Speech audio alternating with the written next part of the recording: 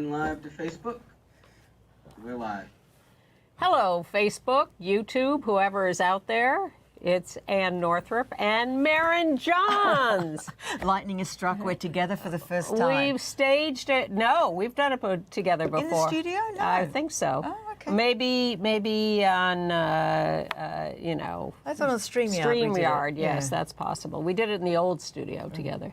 But we have staged a coup, forced Andy to stay home, and we are doing it this week. Yes, had to go to his apartment this morning, tie him up, lock him in the closet to get it done. That's about what it takes to get him to concede the seat. But he needs a week off. Not that he wasn't ever vigilant with stories and everything else. But we are here to bring you this week's news in about 8 seconds, plus the 30-second intro video. Which we love. And we have to really escalate the noise we make so that we'll be heard.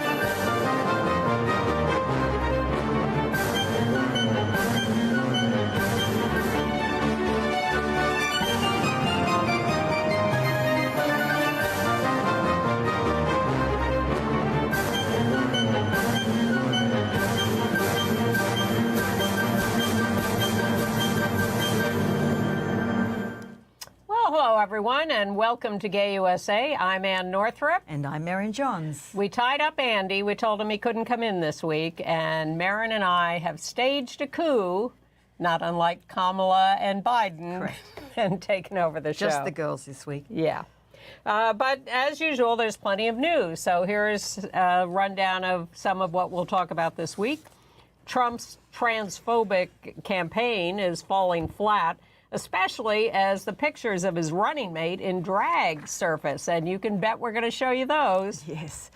Good news for us, Kamala and Walz are polling very well as their unapologetic, joyful, pro-LGBTQ platform is a winner. And I'm sorry to say that my beloved Red Sox have a player who they have now suspended for directing a homophobic slur at a heckling fan. We've got a very strange TikTok video by a lesbian American Airlines passenger who said she was banned for life for a very strange reason. Yeah, very strange, but you're going to hear from her, and that is fun. Qatar, I never know how to pronounce it, finally released the gay man who was caught up in a grinder sting. And a lesbian, it turns out, was one of those released in the Russian prisoner swap. And the Paris Olympics are over, and we've already got withdrawal symptoms, but we have achieved, Team Gay has achieved a record gold medal haul this year. And unfortunately, we're losing Tom Daley, who's retiring. But it was great to see Brittany Griner, speaking of Russian prisoners, get her gold medal and the emotion of her listening to the anthem and all of that. I'm not usually caught up in that, but she was something. Well, Joaquin Phoenix has stormed out of a gay role in a new movie, even though it was his idea in the first place. And if you're clinging to Paris and the Olympics, you can revisit the destination by binging Emily in Paris, which is back on Netflix for season 4. I must admit it's one of my guilty pleasures, although I keep reading people saying, I never think of anything as a guilty pleasure. I'm not ashamed of reading this book or watching this TV show. Anyway, it's back on Netflix.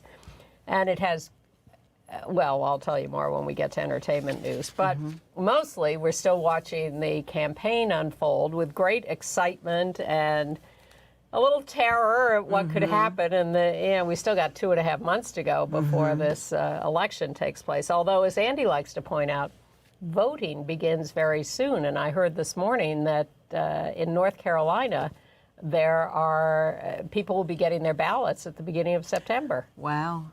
Speaking of battleground states, the polling is showing that Harris-Walz is doing very well in these marginal and battleground states such as Michigan, Wisconsin and Pennsylvania. The Times Siena poll shows that Harris is now about 4% ahead of Trump.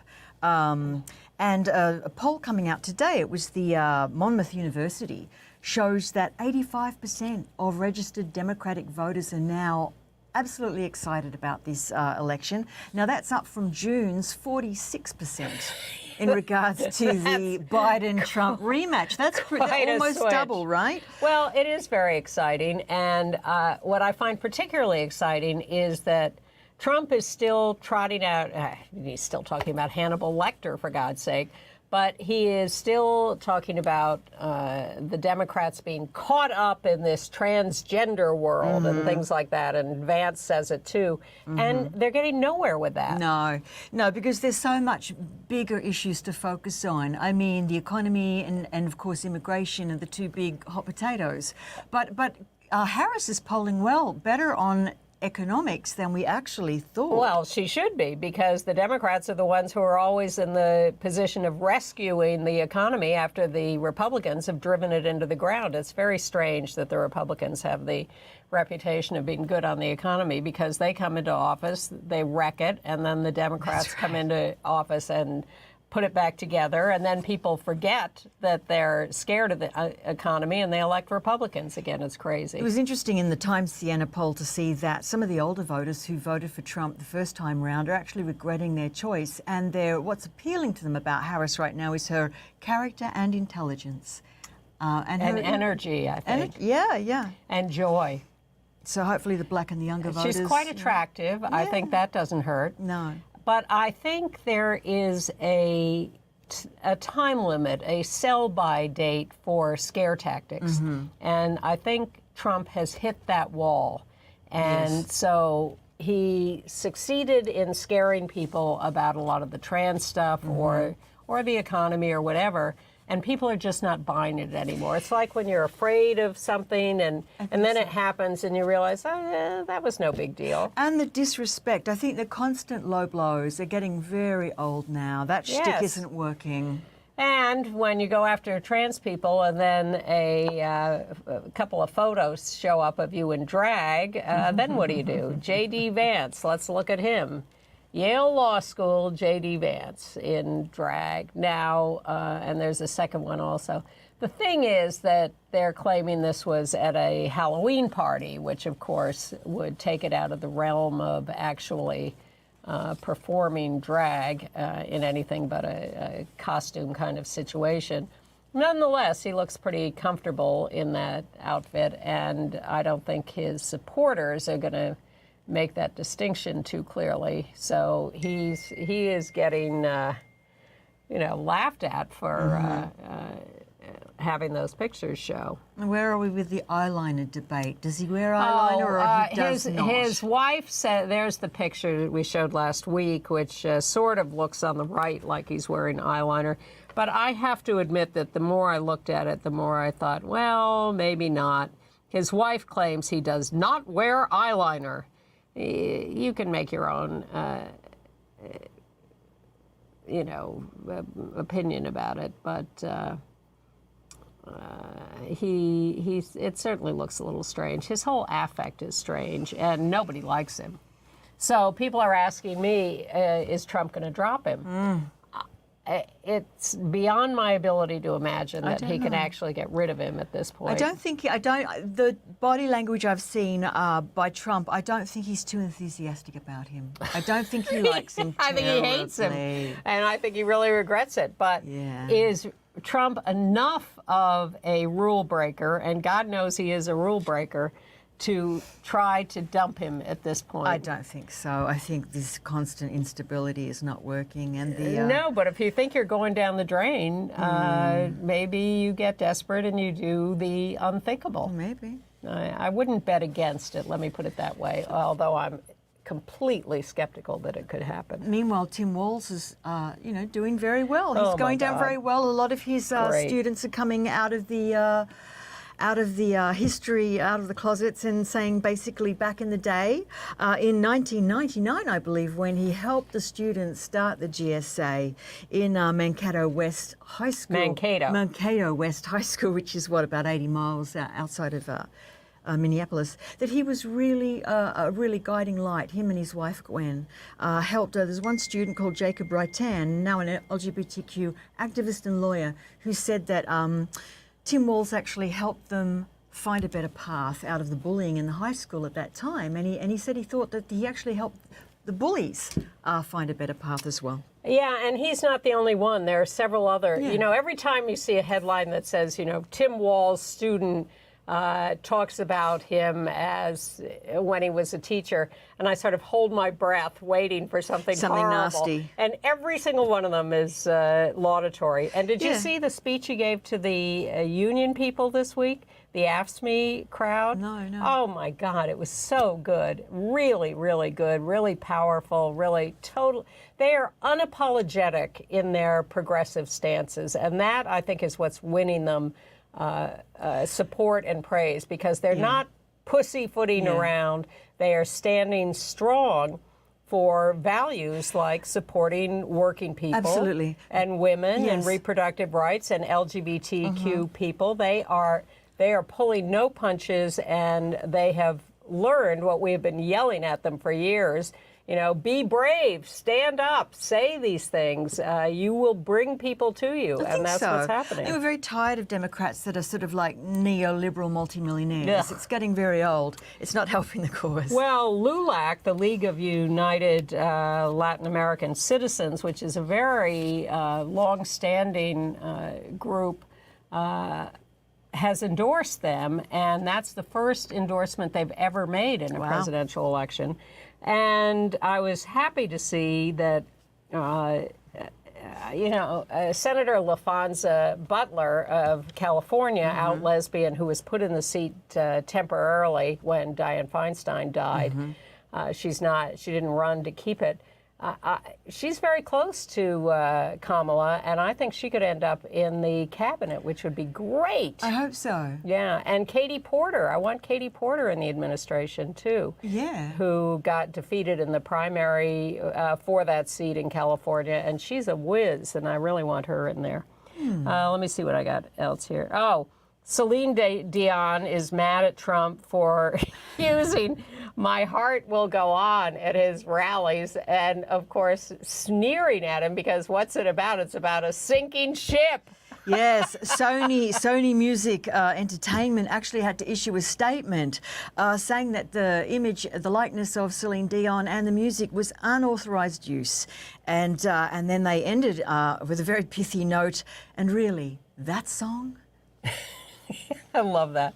Also, ProPublica, which is a great left-wing investigatory organization, has now published the training videos that the Heritage Foundation put together for Project 2025, with all the right-wingers sitting there and telling people how to get rid of government workers, take over the government, get rid of government departments, get rid of Social Security and Medicare and everything else.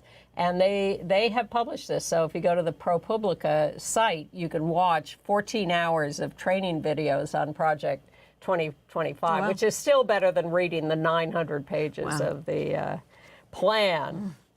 All right. So a couple of other political notes. Good news from Hawaii, where a trans activist, Kim Koko Iwamoto, has won her primary against the sitting House Speaker in Hawaii, and she is now the Democratic nominee for his seat in the State House. And she's formally elected to the Board of Education, appointed to the Civil Rights Commission. She's an attorney. She's a good progressive.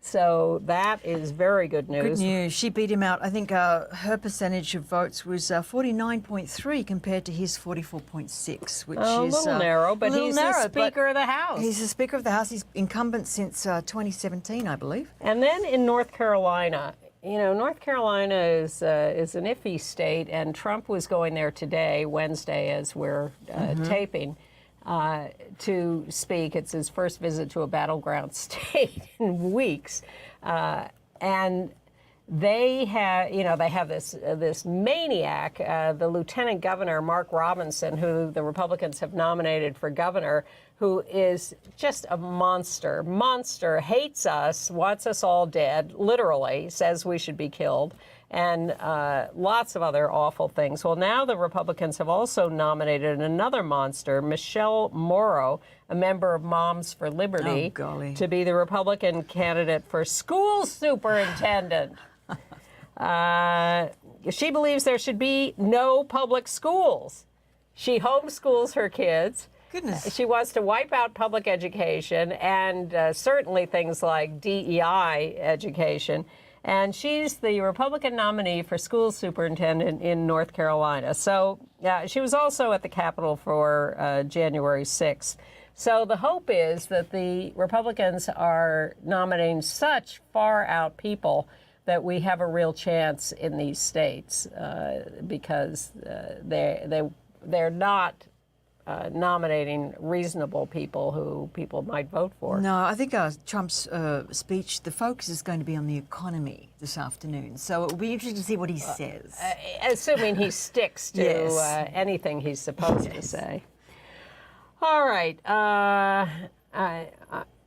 Then in Boston, now I have to admit I am a lifelong Red Sox fan. I am so old that I used to go to Fenway Park to watch Ted Williams play. That really defines it for you. Well, they have a player now, Jarren Duran, who is an excellent player, an outfielder, really coming into his own this year. He was the MVP at the All-Star game. But the other day, the fans were getting on him. And he got up to bat, and a guy in the stands yelled at him, you need a tennis racket to hit the ball. And Jarren didn't like that. No. And he yelled at the fan, and he said, shut up, you effing faggot. And he didn't say effing either. No. I'd say that to you. He's 27 years old. So brouhaha in Boston. He's been suspended for 2 games. And then he shows up. Put that second picture up again. This is the T-shirt he wore that says F him to the hearing on his behavior, which wasn't regarded as very contrite. He has apologized profusely, but he was suspended for 2 games, and his salary for those 2 games is being given to PFLAG. Red Sox did issue a statement that was, allegedly in his words. We don't know if he actually means them, but he says that he used a truly horrific word when responding to a fan. I feel awful knowing how many people I offended and disappointed. But more importantly to the entire LGBTQ community.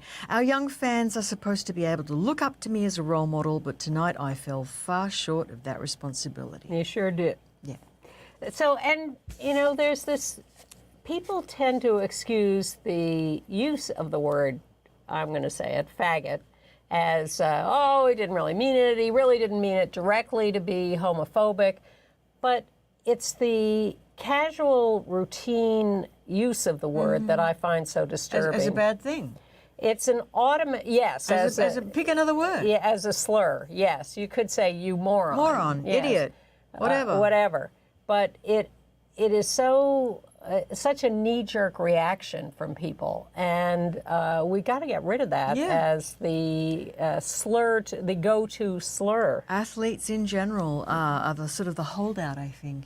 Well, I don't know. You can hear it on the streets too. Yeah, it's true. You can hear it everywhere. So I don't want to single them out. I mean, I understand that athletes are under pressure, and he was obviously not performing well and in a tough spot. But too bad.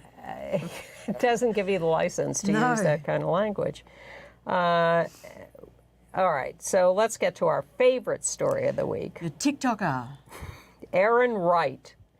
Erin Wright is a youngish lesbian who wanted to go to her sister's bachelorette party in New Orleans. So she bought a ticket on American Airlines.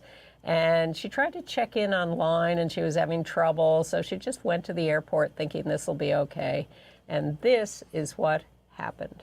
If you're ever wondering how you could get permanently banned from flying American Airlines, this is how it happened to me. So in June, I went to fly to my sister's bachelorette party, and I went to check into my flight on my phone, and it didn't work. So when I got to the airport, like an hour and a half early, I went to the kiosk, and it also errored, and I started to get nervous, so I just went to the help desk for American Airlines, and asked them to check me in, and they were really nice, and they were like, sure. So they go to check in, and it errors for them too, and they're like, oh, don't even worry, you probably just put your name or your birth date in wrong when you were entering your information when you bought the flight. Let us call someone and get it fixed. So they get on the phone, and they're on the phone for probably like 10 minutes, and I'm freaking out at this point. I'm like, I'm gonna miss my flight. And they get off the phone, the lady looks nervous, and she's like, ma'am, I'm really sorry to tell you this, but you've actually been banned from flying American Airlines. And I was like, what? Because I've never done anything. I was like, what did I get banned for? Can you tell me? And she was like, I'm really sorry, it's an issue of internal security, I can't tell you, but the person on the phone told me that you should know why. And I was like, well, I don't know why, so how do I fix this? Like, I need to fix it now. And she told me to call customer service. So I call customer service, and they also tell me it's an issue of internal security. And I'm like, wait, why can't you tell me if it involves me? Why is this like an issue with security or confidentiality? I was so confused. But I was like, okay, so how do I get this information about how I got banned? So she tells me to go contact customer relations. And this is all while I'm at the airport still about to miss my flight. So I'm like, okay, can you please give me the number for the customer relations, because I'm running out of time and I need to get this all cleared up. And she was like, actually, you can only email them. And I was like, great. So I realized that I'm gonna miss my flight and I just need to book another flight. So I quickly booked myself another $1,000 round trip flight day of to New Orleans. And then I proceed to be like, okay, I'm gonna get this all cleared up. Like, they'll refund me money, like it'll be fine. Even though I'm really frustrated, and I had to spend another 8 hours in the airport waiting for the other flight. So while I'm sitting at the airport waiting for my other flight that I booked, while I cry and call my mom, start emailing customer relations saying that I'm really confused and I don't know why I've been banned. If they could tell me why, that would be great, and also refund me the money that I just had to spend, because I am now out $1,400, which was the flight that I booked through American Airlines that they said they wouldn't refund me because I booked it while I was banned, and then the $1,000 round trip flight that I had to book. So the bachelorette party passes, and I finally hear back from customer relations saying that they can't tell me what happened, and they need to reach out to corporate security to get them to contact me to tell me what happened. And I'm being sent through the craziest loopholes to figure this out. I then finally get an email from corporate security telling me that I have been banned because I was having sexual relations with a man on a flight while intoxicated. Well, let me tell you, I am a 24-year-old lesbian. Do you see me? Am I having sexual relations with any man? No. Also, keep in mind that it took 12 days and many emails from me between when I contacted customer relations to when I actually got an email back from corporate security. So this process is taking forever. So I emailed corporate security back, and I'm like, hey, it wasn't me, so can you please take me off the list and also give me some money, because this was your error and I'm now out $1,400. To which corporate security responds and says that I need to send them an official appeal through the email and tell them exactly why I didn't do it. So I emailed them a very serious email, but also somewhat funny, because in it I'm like, I don't really know how to prove that it wasn't me, except for the fact that I'm literally a lesbian, and I can like get you letters from other people telling you that that's the truth. So it like 3 months go by. So it's August, and this started in June, and I still haven't heard back from corporate security. And I'm like, how am I going to get this resolved? Like, I need to get off this list. I can't be on the no-fly list for the rest of my life. So my mom had to send an email to the law department at American Airlines, and then 2 days later, I finally hear back from corporate security. I get a call from some guy, being like, hey, we've reviewed your case, and we've determined that it most likely was not you, so we're going to take you off the no-fly list until further notice, until we either figure out whether it was actually you or someone else. I asked if they could call me back and tell me what happened once they figure out how I ended up on the no-fly list, and they told me no, because it would be confidential at that point if it wasn't actually me. So I am now off the American Airlines permanent no-fly list, but also out $1,000. They did refund me the $400 flight that I booked, but said they couldn't send me any more money than that, even though it was their fault that I had to buy that $1,000 round trip flight. So life is really silly. I ended up on the American Airlines no-fly list by accident, and I'm now out $1,000. So if you could please interact with this video so I can get my money back, that would be wonderful. Thank you so much, and thank you for joining my story time. What a nightmare. I mean, to be accused... Hero of the year. But to be accused of a crime that you're not actually capable of. Very frustrating. Well, capable, but unlikely, let's put it that way. We don't want to rule out possibilities in general, but man, what a story. And how great of her to tell it to the world by making that video. Follow-up, the TikTok video, I don't know how these things work, but She actually raised more than $1,000 by doing that TikTok video. Nice. I would say that does not mean that American Airlines does not still owe her that $1,000, Absolutely. and they should be paying her. But a warning to all of you out there, not a good idea to have sex in the bathroom of an American Airlines flight, because you too could be on the permanent no-fly list, especially if you actually did it. I just have never understood the whole Mile High thing. I mean, airline bathrooms are to be avoided at all times, if possible. I use them when I have to, but Yeah, no, I don't find them appealing No. romantically or sexually. Yeah. But congratulations to Erin Yes. Wright. Erin, we're thrilled with you. All right, next. Well, let's get to a couple of small, nice stories. In Provincetown, Massachusetts, they celebrated the 30th anniversary of Family Week, sponsored by Family Equality. That's a nice-looking parade with a nice big... 1,500 people from 33 states and 8 countries outside the US, including Australia. That was July 27th through August the 3rd. Well, I've always heard about it, and Yeah. it's a very, very popular weekend or week. Yes. And on the other end, Pottstown, Pennsylvania, held its first annual Pottstown Area Pride Festival. So congratulations to them for At the coming on Schenkel board. United Church of Christ, and they had drag bingo, karaoke, food vendors, and a concert. Sorry I missed it. Yeah. But in Winter Park, Florida, a bomb threat forced the evacuation of the Breakthrough Theater New Play Festival. They had at one point a play that had a title that included drag queens, even though it wasn't about drag queens, and that may have provoked this. They evacuated the area. There was no bomb. Nobody was hurt. what a But shame. this is the kind of crazy stuff that's happening out there because of rhetoric like what the Republicans are putting out. That's right. Yeah. All right, and we mourn the death in Baltimore, Maryland, of another trans woman of color, Tavion Lathan, 24 years old. Shot dead. No one knows yet who did it or why. No. But she's remembered by her friends and family as a very loving and funny person. They held a memorial event for her a few days later. What a shame. And they only realised she was missing when she failed to call her mum, who she called every day. They had a very close relationship, and they went looking for her. So that's very sad. They found her in a back alley, hidden in some bushes, so nobody knows what happened there. She was about to start training as a nurse for elderly patients. And the Human Rights Campaign, in collaboration with the Trans Justice Initiative, have created a grant in the name of Cecilia Gentili, who we lost earlier this year. They've given the first grant to Alianza Trans Latinx in Orange City, California. It was starting with just a $1,000 grant. They expect that to grow. Increase, yes. But this is an organization that helps trans people of color, and so that's a new initiative from HRC.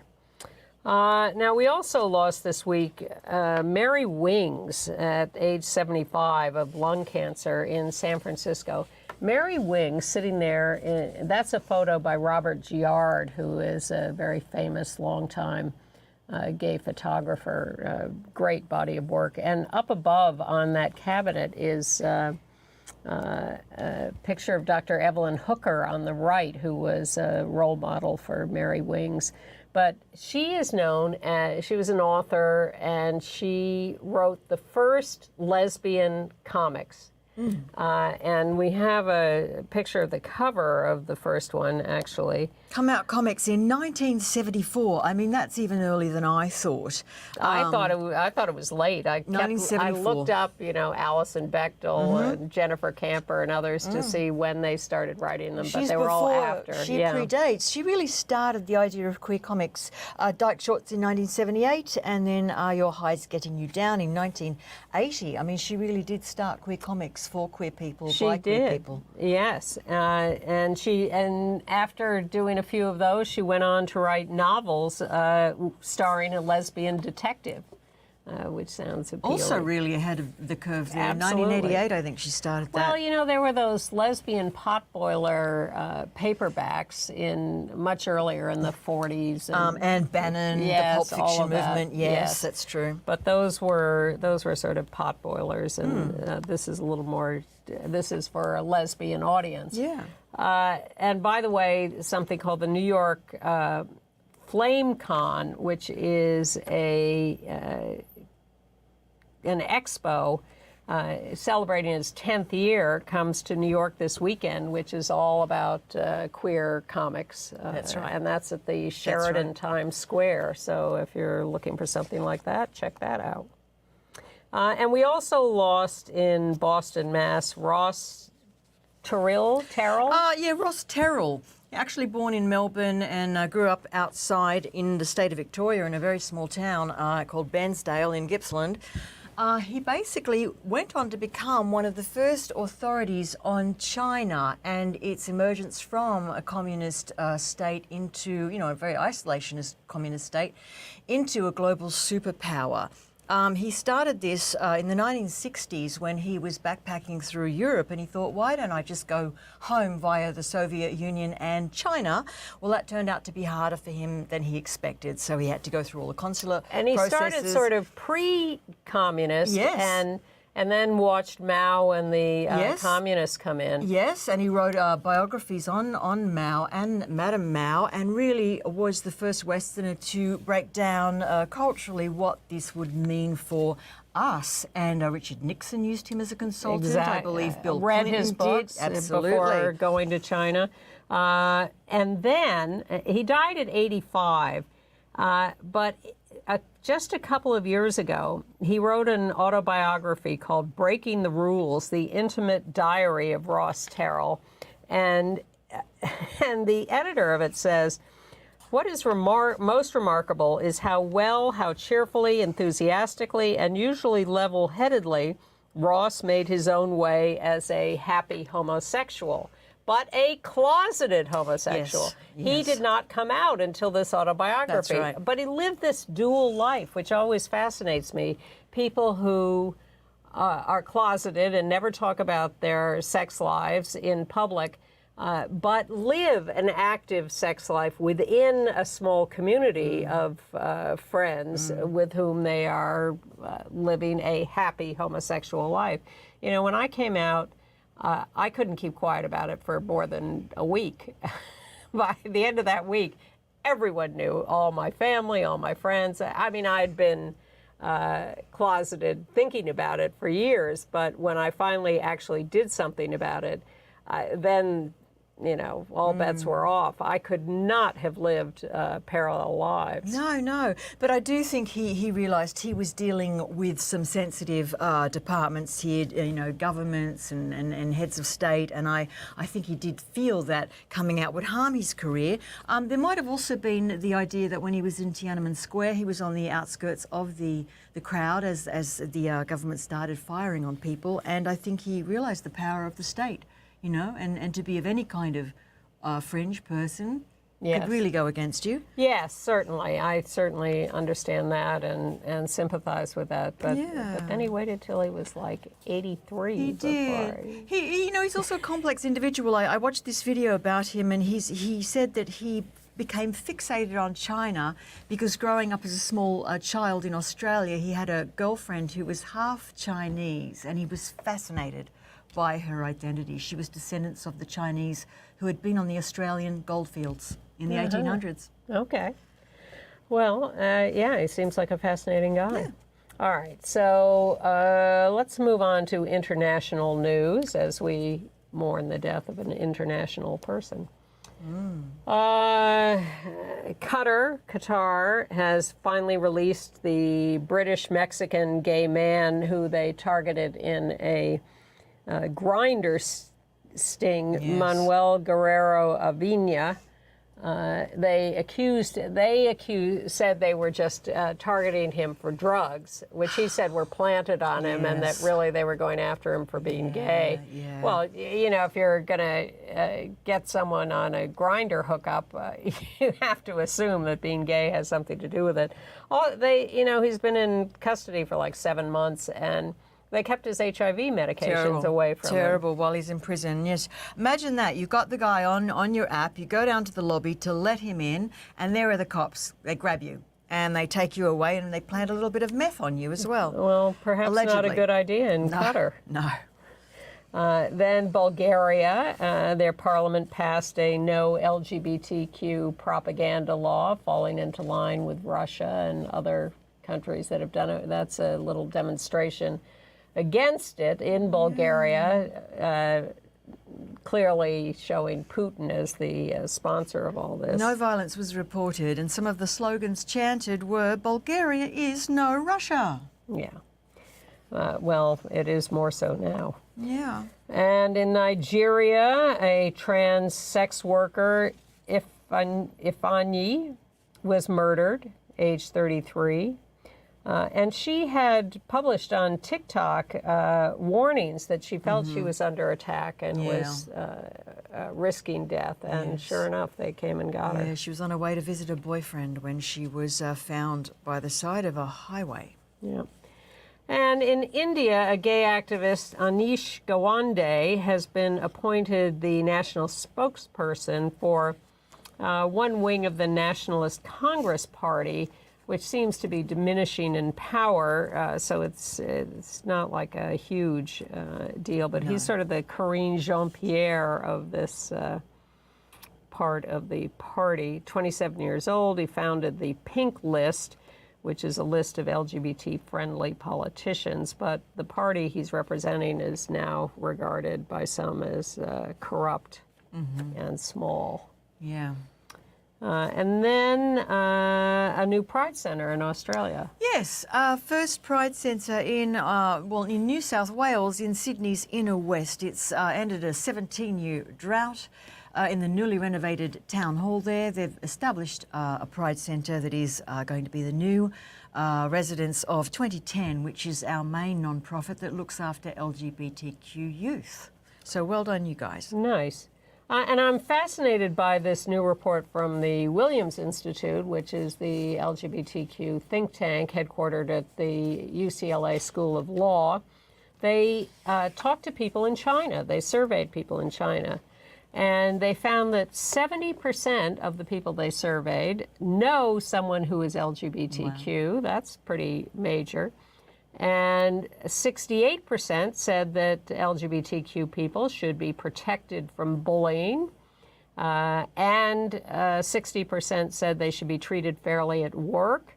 And 50% said that they should be allowed to marry.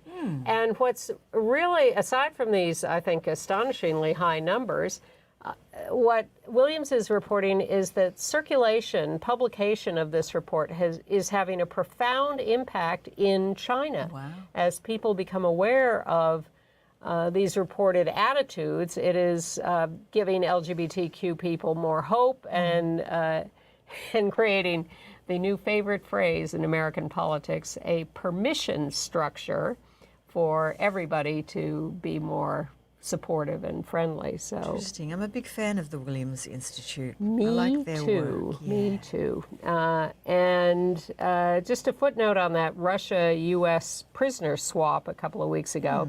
Turns out there was a lesbian artist, Sasha Skochilenko, who was one of those released and is reunited in Germany with her partner, Sofia Sudbotina.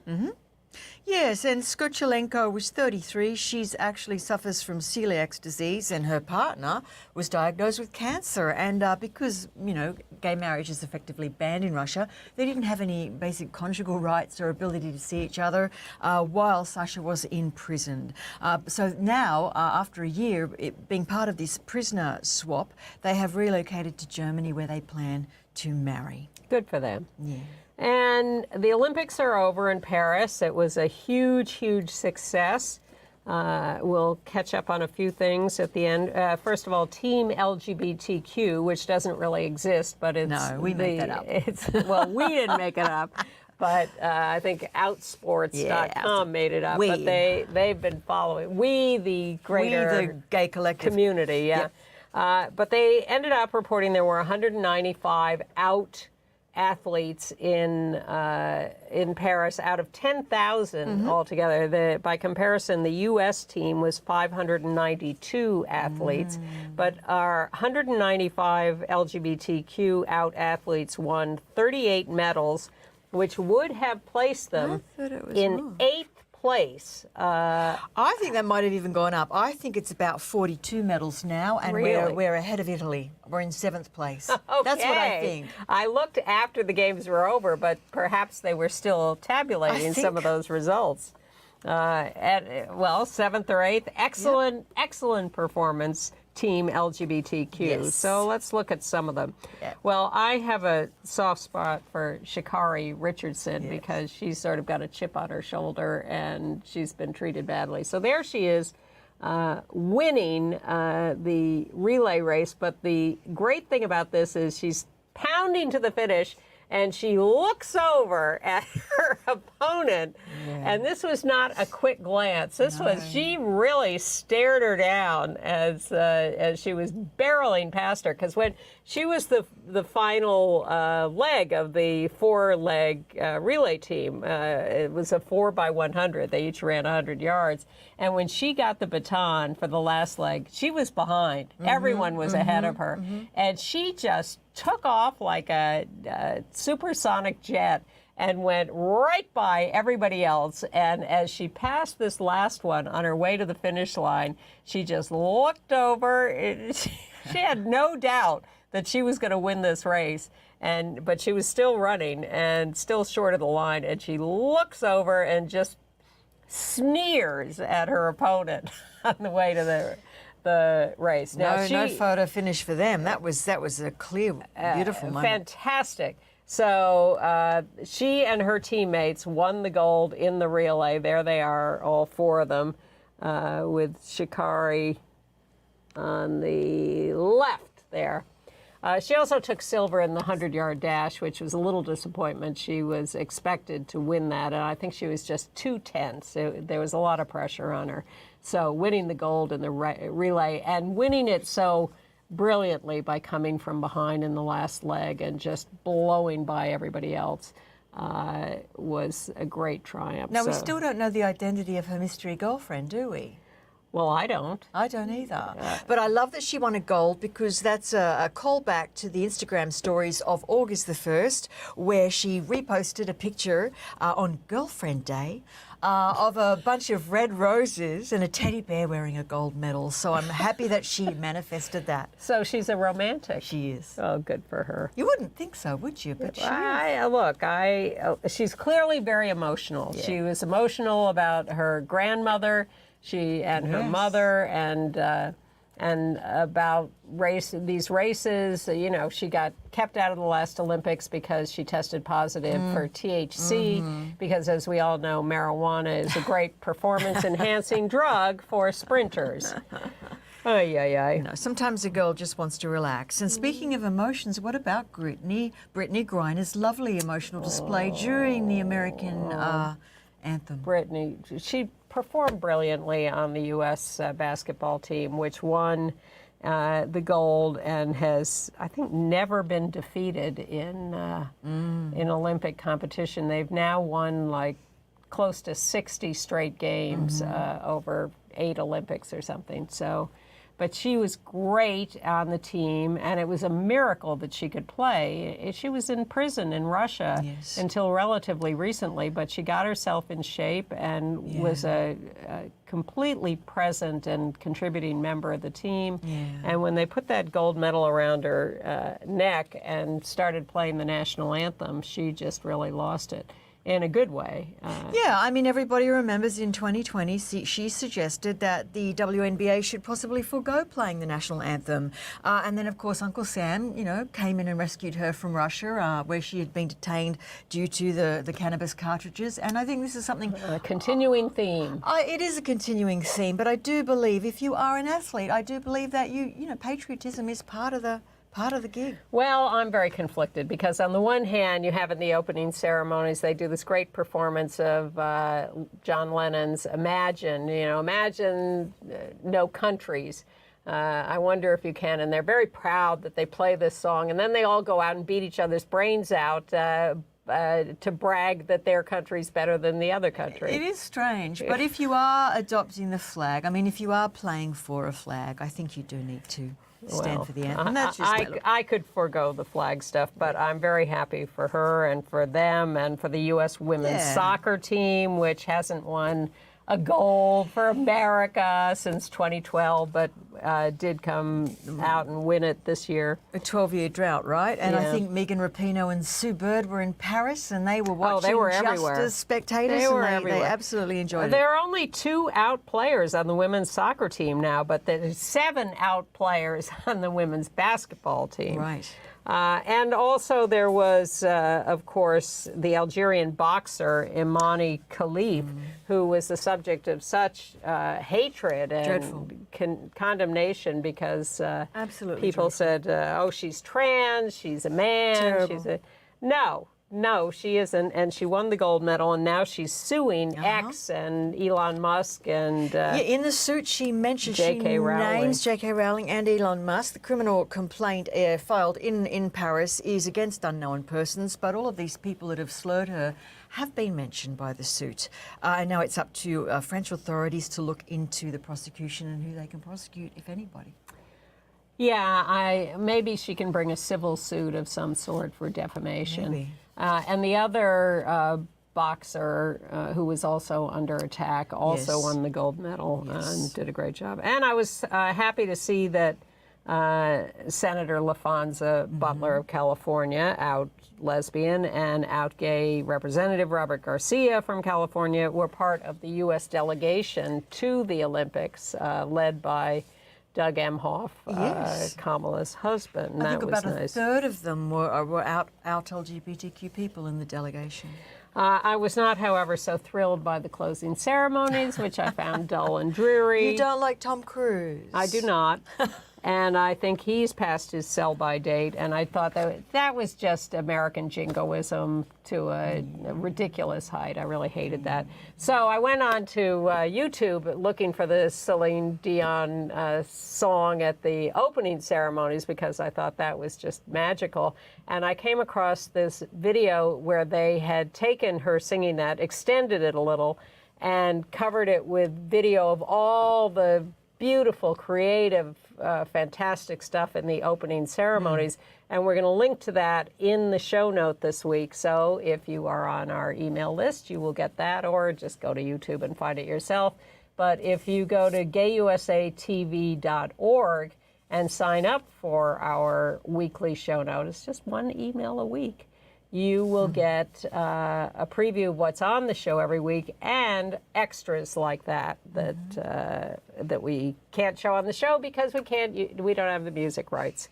But it's a great little video. And speaking of swan songs, we have heard that Tom Daley, the fabulously gorgeous Great British diver, says he's retiring. Yep. At the age of, now how old is he? He's about 30. 30. He's just 30. He's been in 5 Olympics. I know. He started at 14, right? He started very young. But he did say that this Games did sort of constitute a bit of a comeback for him after the delayed Tokyo Olympics, where he won a medal there too. But he said that he couldn't really do better than this after having his family there watching him. Dustin, Lance Black, and his 2 little kids, Robbie and Phoenix, were there watching him dive. And I think he's realised that this is about, let's go out on a bit of a high note. Well, let's see. I wonder about whether Simone Biles will come back. I wonder about whether Tom Daley will come back. A lot of people who say they're retiring change their mind, but they've had magnificent careers. He won 1 gold, 1 silver, and 3 bronzes in his 5 Olympics. And And what he said that really struck me when he said in his sort of retirement speech, when I was younger, I thought I was never going to be anything or achieve anything because of who I was. And now you see that he's had this magnificent life and career. And, you know, a lot of us are surprised. When you come to an understanding of your sexual orientation or gender identity as a kid, all you see are the horrible things that people say, and you think, oh my God, my life is over.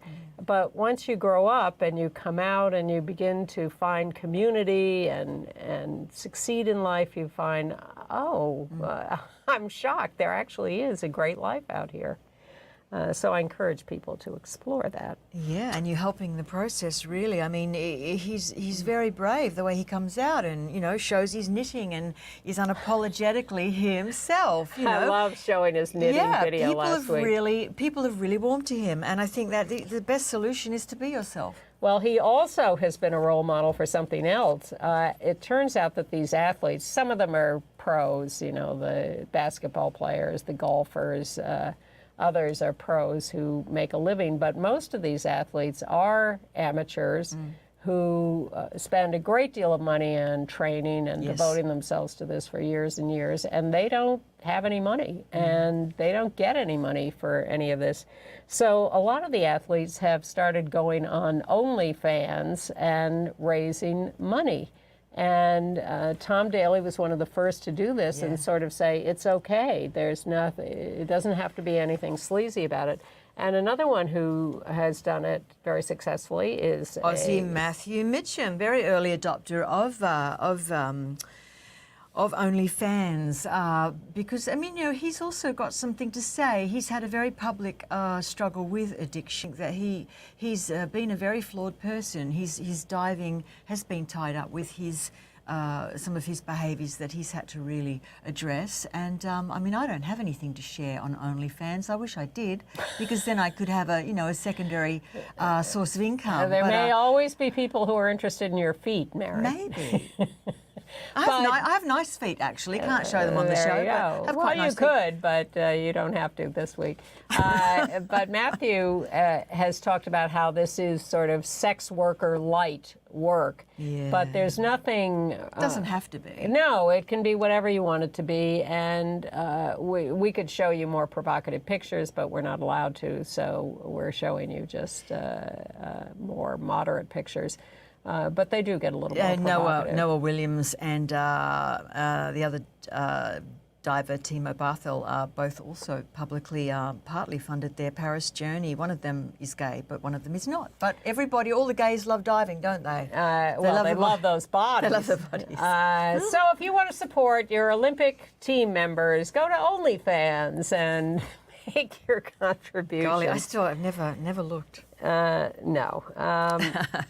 But just a couple of other footnotes. Nikki Hiltz, trans non-binary, was a huge hit at the Games. She didn't win any medals, or they did not win any medals, but no. That was a great race, though. There's Jess Hull, the Aussie, next to her, who placed silver in that race. Absolutely next to them, terrific. I'll correct you, next too. to them, look at us. Yeah, but Nikki in the middle generated so much goodwill and was a big hit as a star of the Games, even without winning medals. Yes, Hills is 29, and they came out on March 31st, 2021 on Instagram as part of Transgender Visibility and Awareness Month. Now, they're allowed to compete because they're not taking any hormones. They're, female identified, assigned at birth, now identify as trans and non-binary. Gender fluid. But not taking any hormones that would disqualify them, so they compete in the women's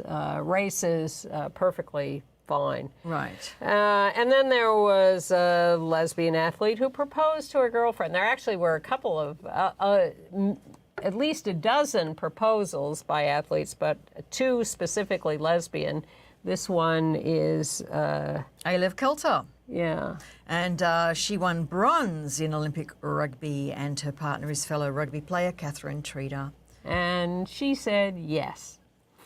And finally, after the Olympics are the Paralympics, always in the same city the next week or so. It's the end of this month, yes. And one of the contestants in the Paralympics is a trans woman from Italy, Valentina Petrillo, who is visually impaired and will run the 200 and 400 meter races in the Paralympics in Paris. Yeah, she's 50 years of age, and she said in a statement that I thought was rather moving, "This is not a lifestyle choice for me. This is who I am.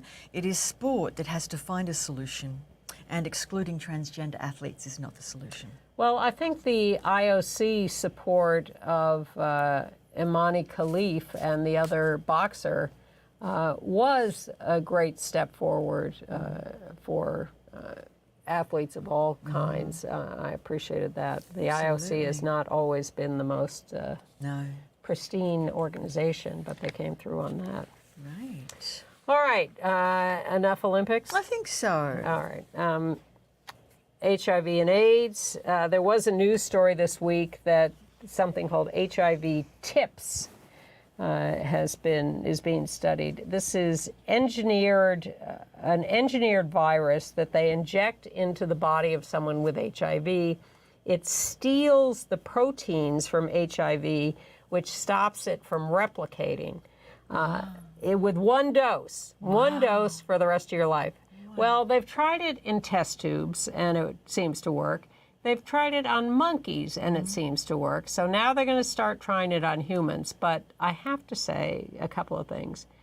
We spent decades investigating drugs for HIV that in test tubes and monkeys, that worked in test tubes and monkeys and did not work in human beings. So this sounds like a great idea, but let's not get ahead of ourselves on this. It could easily be a disappointment. And the other thing is people are saying, wait a minute, do we really want to inject something that is going to be permanently in your body that's affecting your immune system, and we don't really know what the long-term consequences of this are?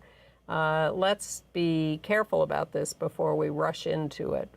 Yeah, it's the same old argument with the vaccines as well. I mean, time will tell, I suppose. Well, I hope it will tell us something, because certainly it would be delightful if it worked, but caution on everything. All right, and evidently Joaquin Phoenix is being cautious. That's my segue to entertainment news. So Joaquin Phoenix goes to Todd Haynes, the great director, with an idea for a movie. I want to do a gay movie. I want to play gay, and I want to really push the sex in this. I want to make it really provocative and explicit and whatever. And Todd Haynes goes, okay. Right. And they concoct this movie. They work together, and they're just about to go into production on it. A 1930s gay romance. Like a detective. It's got some kind of noir. Yes, exactly. Aspect. And these guys flee to Mexico from L.A. Danny Ramirez is supposed to be his co-star. I'm sorry, can you put that picture up again? Danny Ramirez on the left and Joaquin on the right are supposed to be the lovers. And 5 days before they're about to start shooting, Joaquin bails. Totally. It's incredible because all the sets were built in Guadalajara, the crew are all standing by. I think this is an absolute nightmare. Apparently the production is dead in the water. Christine Vachon, who is, of course, the famed Killer Films producer and visionary, she apparently posted to Facebook in since deleted comments saying that this is a nightmare. But she did push back on anybody who said, well, this is what you get for casting a straight actor in a gay role. She said, no, that doesn't really have anything to do with it. But I don't know nobody really knows why that he's backed out. No, we don't. On the one hand, I've heard two stories. Yep. One, that he just chickened out on playing this role. I can't imagine, though. But the other rumor is that he said it wasn't explicit enough. I don't know that he is the kind of guy to chicken out. And also his partner is Rooney Mara, who's worked with Haynes on Carol and no doubt had a fabulous experience being a straight woman playing a lesbian. Well, Todd Haynes said it was his idea. So we're out of time in a few seconds. If you're lonely for Paris, watch Emily in Paris on Netflix, back for season 4, and I'll see you next week. Thank you.